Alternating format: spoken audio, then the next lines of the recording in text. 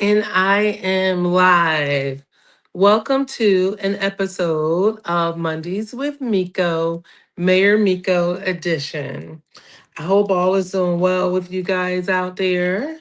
And again, if you're watching I'm so glad for you guys that are going to be joining me live. If you have any questions or comments, and we got a lot to talk about today, just drop them right in the comment box. And if you are watching it on replay, I appreciate that. Thank you so much for watching it on replay. However, I do not generally go back through and check the comments, okay? So if it's something that you wanted to comment on that is generally something that you should, run by City Hall, just go ahead and follow those other appropriate protocols, okay? So this Monday's live session is just for us to talk live. I am streaming on Facebook, a couple Facebook accounts, as well as YouTube. So, and in the upcoming weeks, I'm going to be adding Instagram as well. So, how are you guys doing out there? I got so much to talk to y'all about. I'm trying to figure out, do I start with the crazy or do I finish with the crazy? Because I got crazy to tell y'all about today. I mean, absolutely insane crazy. Um, where did I start, y'all? Start crazy, finish crazy. Start crazy, finish crazy. I think I'm gonna finish crazy, but here's the crazy thing. A lot of people don't listen to the end. Not at all. Um, but I think I'm gonna finish with the crazy. And I'm calling it crazy because it involves our rights as citizens of Mullins. And to me, in 2026, for this to even be a topic of discussion is absolutely insane, but it is. So, but let's go ahead and get down to business.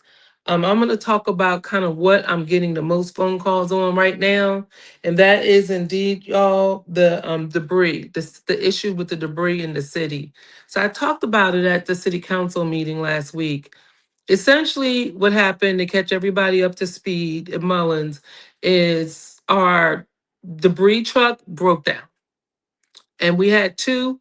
One broke down and the other engine is gone. So that means that we have no way to pick up debris. The we did buy a new truck. Well, new to us. So we bought a new to us truck that has been received and is going to the welder actually tomorrow morning to connect the dump truck part up with the truck itself. And then once that's done, then our public works department can go around and pick up all the debris. And so debris is leaves and trees um and furniture and all that stuff that is sitting on the curb. It is disturbing to me, and I know it's disturbing to you. But I want to take this opportunity. If you guys are hearing this and you drive around and you see this stuff, just a couple of reminders. I see people still have cardboard boxes on the corners, on the curbs. The debris truck is not picking up cardboard boxes anymore. You take your cardboard boxes and you break them down and you put them in your regular trash bags, okay? Your not trash bags, trash cans. And if you would like another trash can, then all you have to do is contact City Hall. All right. And if for some reason you contact City Hall and you're not able to get a response, my extension is extension 7. I do check every message. I do follow up on every message and I get it to the appropriate department. Okay. So, but call the right extension first. But if you are unable to reach who you need to reach through extension 7, then please contact me. Right. So, trash. Debris is everywhere. The truck is broke. We bought a new truck. It's being put together. All right. So if you have like TVs and couches and that kind of stuff to put out, we're used to just putting it on the curb. However, remember, we had budget cuts back in June. And with those budget cuts, you have to call in. So if you have a couch that you want to throw away, please call in, and then the front desk will let you know when you could put your couch out or anything of that matter. right? So large debris, it needs to be called in. And the cardboard boxes, fold them up, put them in a trash can. All right. So that's that on that. Again, I apologize for everybody's inconvenience. I know it is horrible for us to deal with, and we need long-term solutions in place. We definitely need long-term solutions in place. And we got to find a way to get there. I'm gonna just leave it at that right now. Um, Code enforcement, right? So in general, hello, hey Jessica. In general, when we talk about all of these things, debris, trash laying around, people having excess cars in their driveways, people letting grass grow too high, all of those things are violations of code. Now, what we need to do is we can assess fines for code violations every 5 days. Right now, this is not something that's been done kind of in mass and in the city until we're going to have to do it. Because in order for us to do the other things that we want to do in our city, housing, economic development, we're going to need to clean up kind of what we got going on. All right. So more will be coming of that. But please, there's ordinances that describe how many cars you can have. We also are working, well, I was looking at kind of the list of ordinances that are pending. There's a pending ordinance right now in police to deal with dogs, the number of dogs and things like that. But as we start to implement these ordinances and apply and abide by the actual laws that are in place, it's going to be a little bit difficult for some, but it's something that we have to do because we all live in this community together. All right. So to recap, please stick with me. Please stick with me. I have something of very, very importance to share with you guys before the end of this live, okay? Um, so that was the deal on the debris. Hopefully the truck will be together and we'll be out picking up debris in about another maybe 2 weeks, y'all. Hopefully it's a week, but it may be 2 weeks. Now we have a program coming up, City of Mullins Citywide Cleanup Day. All right, so the citywide cleanup day, let's see, it's been, I'm seeing them empty still waiting for this camper. Oh, Daphnia, what camper? You can either, I hate to put it out there in the general comments, but inbox me. They're living here. Let me see what they're doing to waste. What? Oh, okay. I hope I'm saying your name right. Daphnia, do me a favor. Please either call me and leave me a message at City Hall tomorrow. Um, I have a busy day tomorrow, but I will definitely get to the bottom of that and find out what's going on with that. Okay. And I think I know where you're talking about, but if you could, I really don't like to put like personal information on social media, but I know what you're talking about. But just in case I don't, shoot me either an email to Miko Pickett at mullenssc.us or call in to City Hall Extension 7. Yeah, I know what you're talking about. I do. And then, let me look into that. Let me look into that. Okay. City of Mullins Citywide Cleanup Day is going to be on March 7th, Saturday, from 8 a.m. to 12 p.m. Yeah, 8 a.m. to 12 p.m. We're going to meet at OBS, and this program is being organized by Councilwoman Terry Davis, District 3, but she's doing it for the entire city. We're going to meet at OBS. The city, we have received trash bags, we got tons of rakes, pickers. We're going to be doing refreshments, and then we're going to go out into the community and pick up trash as we get ready for spring. That's March 7th. Um, Also, the folks are talking about doing a citywide yard sale. What do you think about that? So after we do the cleanup on March 7th, where we pick up trash and things like that, what do you guys think about doing a citywide yard sale where we advertise, spring break, spring cleaning, everybody can get stuff out of their house that they're not using, and then we can create a big thing and hopefully people will come and buy stuff at our yard sale. Let me know what you think about that in the chat. If you're just joining, please stick around. I have something very important to tell everybody about before I end my live today, and it involves our voting rights. So it's very, very important. Um, okay, so that's 3-7. On March 2nd, I'm having another conversation with the mayor. These are my version of town halls. So when you come to the city council meetings, you have to be on the agenda in order to um ask a question, and then it's really no dialogue. It's not really asking a question. You can make a presentation to council. Well, at my town hall meeting on March 2nd, it's a dialogue. I will come prepared with an update of terms of what's going on in the city, but you can dialogue, we can ask questions back and forth, right? You can ask me questions, I can answer your questions if I don't know the answer, because remember, I'm your advocate. As your mayor, I'm your advocate, right? So if I don't know the question, answer to the question, then I can go and get the answer to the question. However, with our form of government, I cannot direct city staff, right? So, I may have things that I would do a certain way based on my corporate background, but I cannot do that.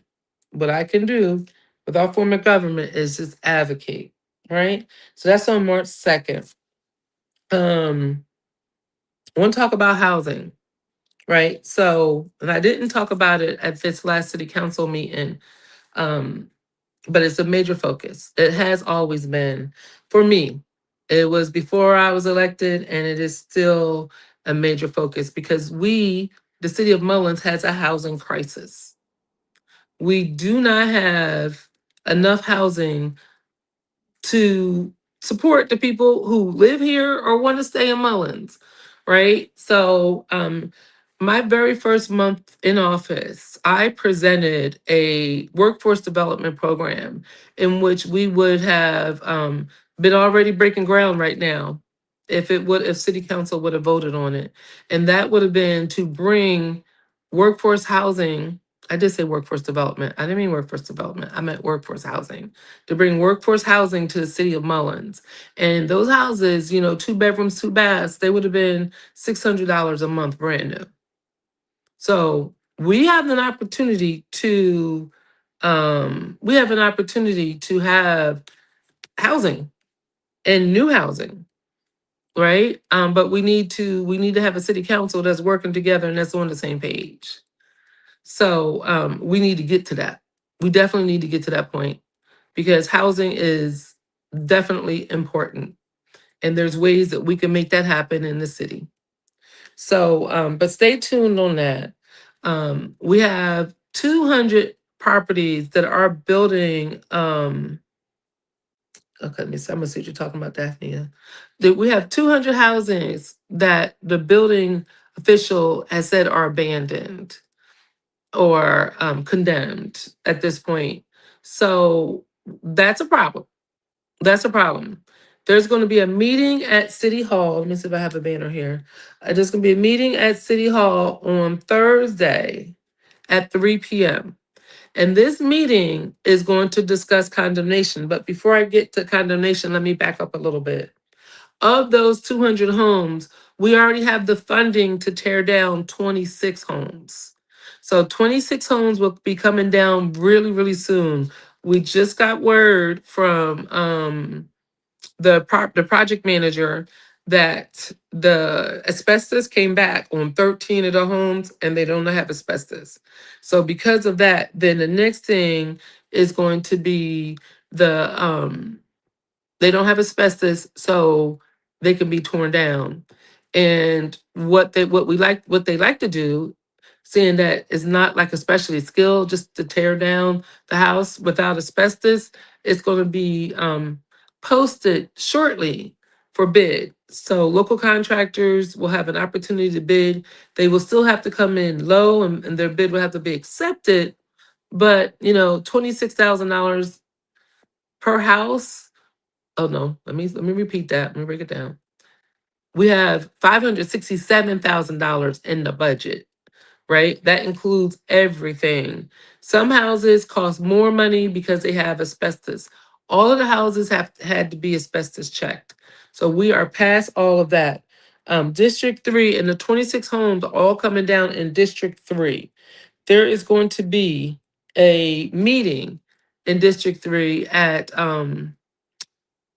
I'm not going to give you the location because I'm not sure the location, but I know it's going to be in District 3. Once the city council, um, Councilwoman Terry Davis posts the flyer, then I will post it for you guys to see.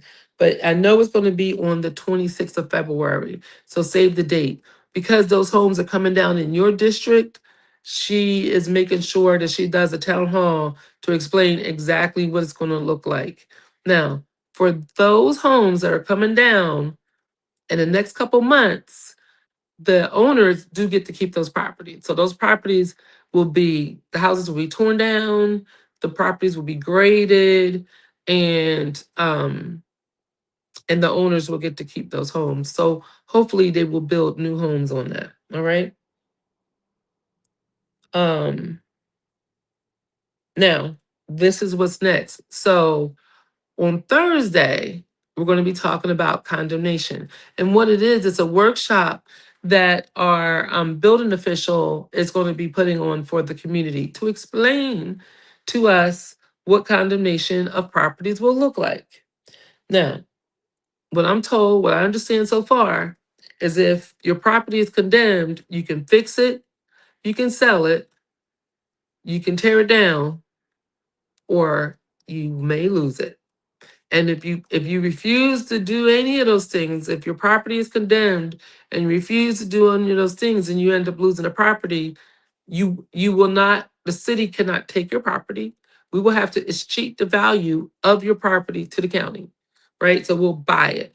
But the thing is once that happens, then the good thing is we could then build new homes on that property. And there's a whole lot to it. It's a whole lot that we need to work through as a community, right? So we really need for you all to come out to these meetings because we can drive around, we can see what's going on in our community. We know we have houses that need to come down. We know we have houses that people aren't living in and they're up in New York and California and Maryland and Florida and every place else, but our children are having to deal with the effects of it. Our children are having to walk by these abandoned homes. Okay, so that meeting, if you can't come, make sure somebody in your neighborhood, somebody you talk to, somebody in your family, they can come, so they can come back and tell you what is going on. All right. So that's condemnation explained, and our building official will take us through exactly what that means. All right. So there's a lot going on in housing. There's going to be a lot going on in code enforcement, and bear with us on the debris. All right. Now, there is a program. How many of you guys got these crazy electric bills? Sheesh. So, and I'm trust me, I am crying over my electric bill personally. Really, really, really crying. Duke Energy. So the city of Mullins is, I don't want to use the word approved, but we've been selected. How about that? We've been selected for the Duke Energy Progress Neighborhood Energy Saver Program. And it's really good. I went through it, and they actually have 3 tiers to that program. And everybody qualifies for tier 1. And what tier 1 is that you can receive free energy saving products valued up to $300. Energy efficient light bulbs, shower heads and aerators, water heater wraps, caulking and weather stripping of the door sweeps, AC heating and system filters, power strips. So they came out. I went, and what you do, let me put it up here. Hold on a second. Here's the website. So I went to the website myself, and I was able to get an appointment for the very next day. And and then you schedule your time. They come out. They're very, very professional, and you will receive this summary, right? And I mean, they left me and my husband with a year's worth of air filters. Well, that's saving you money. I had already did the shower head replacements and all of that, but water heater wraps. And then I have talked to other citizens where they actually had their installation done. They would, once they do the evaluation, they'll come back and they do installation. They put a thermometer over my light fixture in a back room so I can see the temperature of the house in the back room and things like that. So they leave you power strips. It's a very good program, and I highly recommend that everybody in the city of Mullins does it. Okay, so you just go to that website. Now they will be coming to the Gap Ray Rec Center on February 28th. And they will have they're going to be providing a barbecue, which would be pretty awesome, and giving out information about the program, and that's open to everybody in the city. Okay, so that's February 28th, and that is the Duke Energy Assistance Program. All right, let me just check and see what I have covered so far, and then if nothing else. Yeah, we got a lot of stuff going on, but there's a lot more Mondays I can talk to you guys about things. So, what I am going to end with is this. All right, let me see how I can. There's a lot more that's going to be said about this situation, and you will hear from me a lot more about this situation. But essentially, what we're confronting is this is an election year. Right? So 2026 is an election year. And in the city of Mullins, we have three um, council seats that are up for election. Well, somebody's trying to make a change. They're trying to change our elections to be from, instead of being in November, they want to move them until April. And I'm saying somebody because I need to get all my ducks in a row before I start naming names. Um, but they want to move the elections from November until April. So what will that mean? Basically, our elections have been in November for at least 28 years. So for 28 years, the city of Mullins has elected city council and mayors in November. So yes, there's an ordinance that has April as the election season. However, we have been going to the polls in November for 28 consistent years. So to change it now would mean to change an election during election season, which I have a major problem with, especially doing it without the involvement of the citizens of Mullins and the will of people. I got a major, major, major problem with that. I got a major problem with even moving the election from November to April because it historically will disenfranchise African American voters. And the city of Mullins is 77% African American. So I have a problem with moving it from November to April. But that being said, I will, as I always do, as it relates to the city councils, what the majority decides, I follow it. When the majority makes a decision, I follow that decision. If the majority decides that we should move it, well, then I guess we're going to have to move it. But the way this is being done without even involving city council or the majority. And I have an issue with that. I have an issue with, I was elected for 4 years, not 4 years and 5 months. I have an issue with being able to extend our terms. That's not ethical, in my opinion. So there's more to come about this. I have really just been notified that this was even a thing about a week ago, Monday, last Monday. So, um, and it's not good, y'all. It's not good. If we, I believe, city council should be focused on doing things like your District 3 city council member is doing. She's focusing on cleaning up her community, tearing down those abandoned houses, keeping her community members informed on what's going on. But let's focus on bringing jobs into our city. Let's focus on doing the things that you elected us to do, not figuring out how do we extend our own terms. Hence, taking even more money from the citizens of Mullins. It's just something. No, I know exactly what I don't like about it. What I don't like about it is disenfranchising voters. So I say hands off our election, and there's going to be more to come on this topic. But I ask that you please keep your ears to the ground and know that this is a very serious matter. So let's see if there's any other comments. Daphnia, let me see. Yep, I got you in the camper.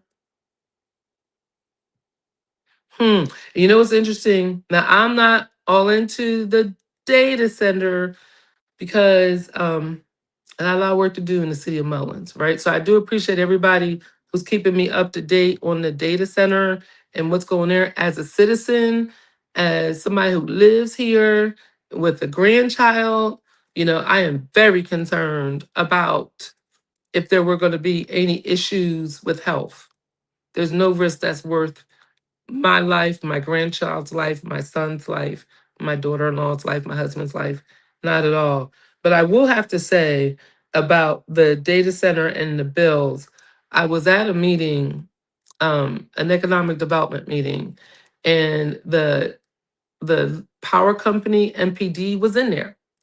And they did notify us in that room that they had a special deal with the data center folks, and the data center folks were going to pay to increase the grid in terms of what they needed. So, and the county has put out a I call it a white paper, but an information sheet that answers a lot of questions in regards to water usage, power usage. And again, I'm not taking a side either way right now. I am like you. I found out about it when you found out about it. I'm a citizen. I want to know what's going on, how it's going to impact my family, where's this excess revenue going to go to, and how will it benefit the citizens of Mullins? Those are my main concerns. At the same time, though, I'm looking at facts, and the county has put out a white paper with some facts, and I believe they have a couple meetings coming up.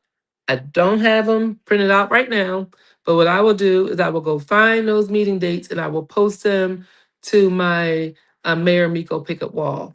Okay, that way we can all get involved and know the answers. Okay, the answers that we need to have. All right, and then at the end of the day, just like I'm telling you guys, call me if you have an issue with this or that. And Daphne, I hear you. I'm going to be looking into the issue with the camper. You have these issues. Call me. Call your other elected official. Is what local officials are hired to do. All right. So I don't have any other comments. And I do thank you so much, Miss Rose, for chatting with me today. That's what I want to do, right? I want to get on these calls so we can chat and get to the bottom line of making our community better. So with that, I hope you have a wonderful day. And again, if you're watching on repeat, I'm not going to check those comments, but feel free to connect with me at City Hall or via email. Have a wonderful day, everybody.